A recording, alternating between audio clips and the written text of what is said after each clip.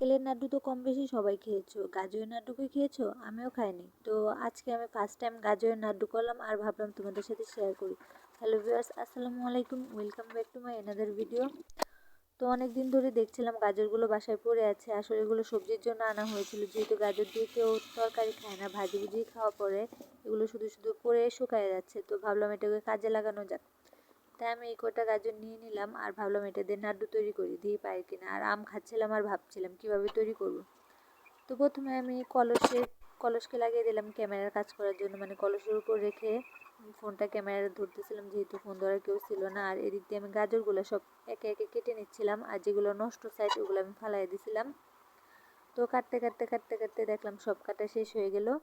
দেখেন গাজরগুলো কত সুইট লাগছে। আর আমরা যখন কোচিংয়ে পড়তে যাই তখন একটা আপু বলতো যে গাজর খাইলে নাকি চেহারা সুন্দর হয়, তার জন্য বেশি বেশি খাইতাম। আসলে কি হয় জানি না শিওর। আচ্ছা যাই হোক, এগুলো বলতে বলতে এখন এগুলো চলে শেষ। আর এই চোখলাগুলো গরুর জন্য রেখে দিলাম।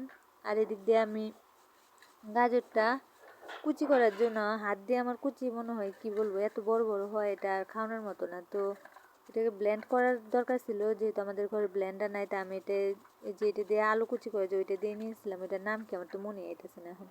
আচ্ছা যাই হোক, ফার্স্ট টাইম কুচি করতে গেছি। আমি যতগুলো ভর্তা বানাইছি আমার বোনের হাতে এগুলো করাইছি। আর ফার্স্ট টাইম তো এইটু করতে গেছি মনে হইতেছে যুদ্ধ করতে গেছি। যাই হোক, কষ্ট করতে করতে করতে প্রায় শেষ। তারপর যখন কুচি করলাম অনেক সুন্দর দেখা যাইতেছিল গাজরের কুচিগুলো, তাই আমি এটাকে লাভ শিপ দিলাম আর একটু ভিউ নিচ্ছিলাম। অনেক সুন্দরই দেখাচ্ছে, তাই না? যাই হোক, এখন আমি গাজরের নাড়ু তৈরি করার জন্য লাগবে খাল গোটা, আর ওটাকে কী বলে, এলাচ বিচি নাকি, আমি তো জানি না ওইটা। আর চামচ, পানি, আর সবচেয়ে ইম্পর্টেন্ট হলো লবণ, দুধ, মানে গুঁড়ো দুধ, লিকুইড দুধও নেওয়া যায়।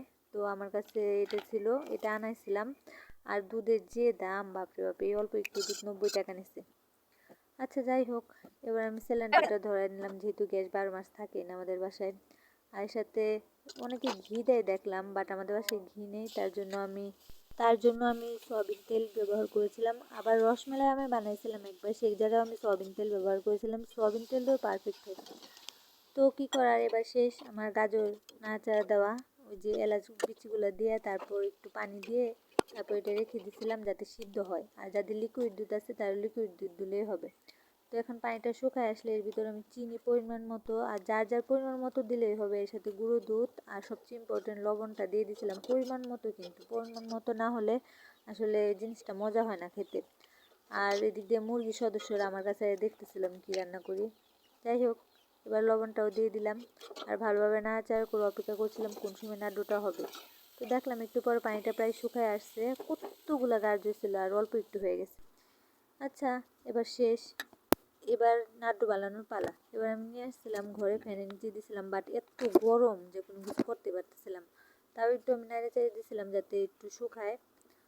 তো যখন দেখলাম একটু একটু ঠান্ডা হয়েছে, এরপর আমি গোল গোল করে বানায় যে গুঁড়া দুধটা ছিল ওটার উপর দিয়ে দিয়েছিলাম। দেখেন পুরাই মনে হইতেছে যেন নারকেলের নাড়ু, আর খেতেও অনেক মজা লাগছে। আমার জিনিস আমি কোনোদিন পারফেক্ট করি না, বাট এটা আমার কাছে নিজেরই মনে হয়েছে অনেক পারফেক্ট হয়েছে। আপনারা যারা এরকম, যাদের বাসায় গাজর আছে যে কোনো কাজ হয় না, তারা ওইভাবে নাড়ু বানিয়ে খেতে পারবেন। আর ফ্রিজে রেখে খাইলে অনেক মজা লাগে।